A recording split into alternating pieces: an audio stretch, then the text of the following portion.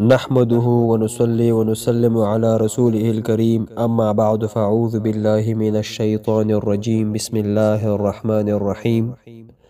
حضرت ابو وائل رحمہ اللہ فرماتے ہیں کہ ایک مکاتب اس غلام کو کہتے ہیں جسے اس کے آقا نے کہا ہو کہ اگر تم اتنا مال اتنے عرصہ میں ادا کر دو گے تو تم آزاد ہو جاؤ گے، نے حضرت علی رضی اللہ تعالیٰ عنہ کی خدمت میں آ کر عرض کیا کہ میں کتابت میں مقرر شدہ مال ادا کرنے سے عاجز ہو گیا ہوں، آپ اس بارے میں میری مدد فرمائے۔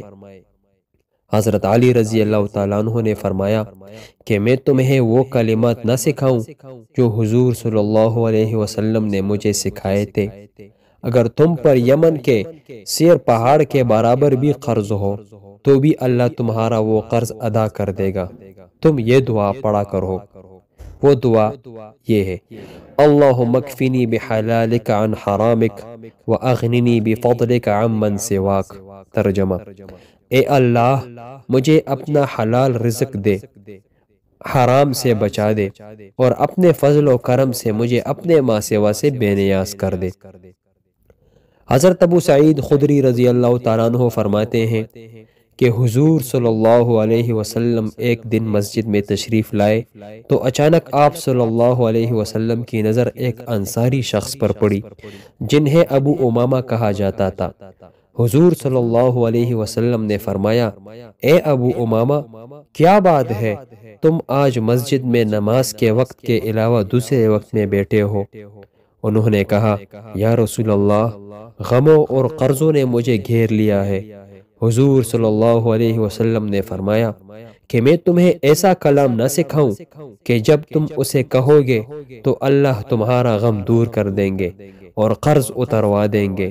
انہوں نے کہا: یا رسول اللہ، ضرور سکھا دیں۔